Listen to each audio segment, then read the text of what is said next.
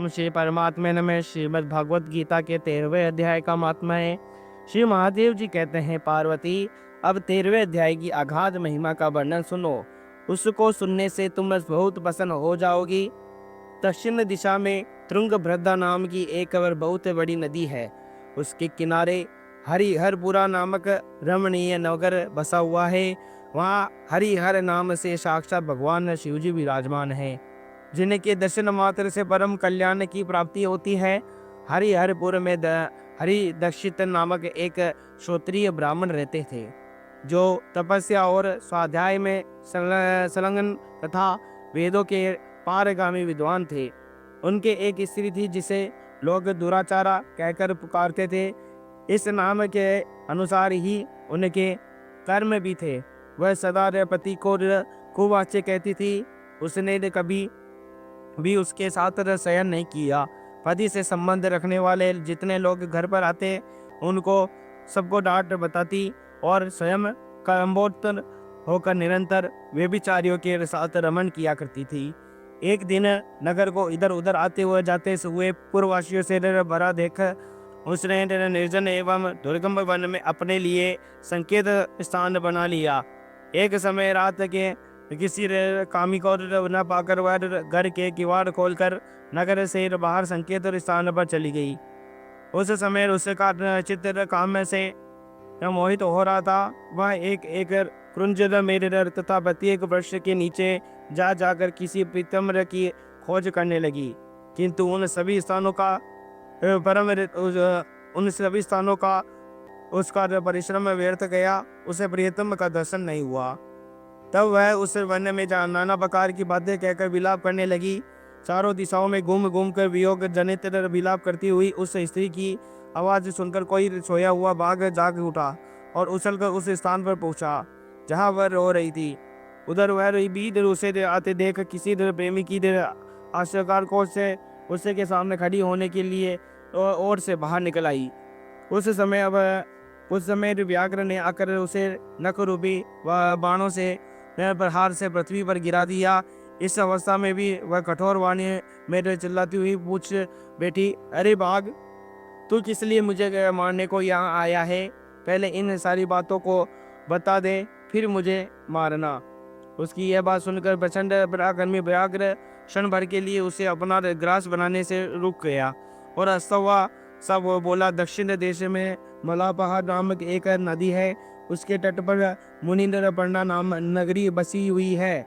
वहाँ पंचलिंगर नाम से प्रसिद्ध साक्षात भगवान शंकर जी निवास करते थे। उसी नगरी में एक ब्राह्मण कुमार होकर रहता था। नदी के किनारे अकेला बैठा रहता और यज्ञ के अधिकारी नहीं है। उन लोगों से भी यज्ञ कराकर उनका अन्न खाया करता था। इतना ही नहीं, धन के लोभ से मैं सदा अपने वेद पाठ के फल को भी बेचा करता था।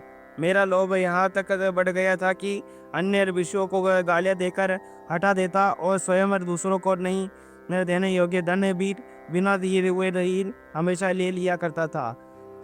ऋण लेने के बहाने से मैं सब लोगों को चला करता था। तदनंतर कुछ काल व्यतीत होने पर मैं बूढ़ा हुआ।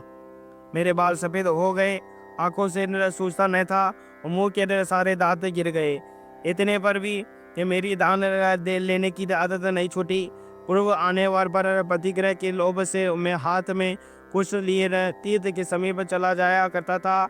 तत्पश्चात जब मेरे सारे अंग शिथिल हो गए, तब एक बार मैं कुछ दूर ब्राह्मणों के घर पर मांगने खाने के लिए गया।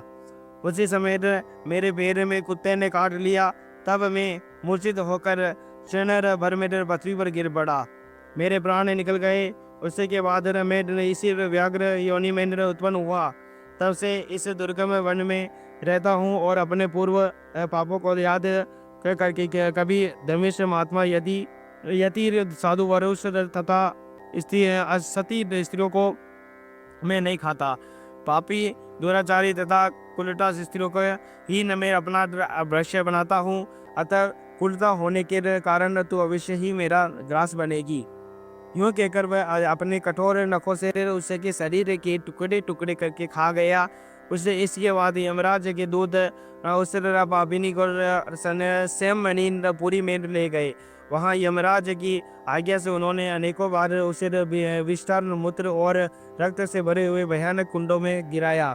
करोड़ों कल्पों तक उसमें रखने के बाद उसे वहां से ले लाकर 100 मंद मतरों तक रौरव नरक में रखा। फिर चारों ओर मुंह के करके दीन भाव से रोती हुई उस पापिनी को वहां से खींचकर दहनानंद नामक नरक में गिराया। उस समय उसके केस खुले हुए थे और शरीर भयानक दिखाई देता था। इस प्रकार घोर नरक यातना कर भोग चूकने पर वह महापापिनी इस लोक में आकर चांडाल योनि में उत्पन्न हुई। चांडाल के घर में भी प्रतिदिन बढ़ती हुई वह पूर्व जन्म के अभ्यास से पूर्ववर्त पापों से मैं बलवत रही। फिर उसे कोढ़ और राज्य आयुष्मान का रोग हो गया, नेत्रों में पीला होने लगी।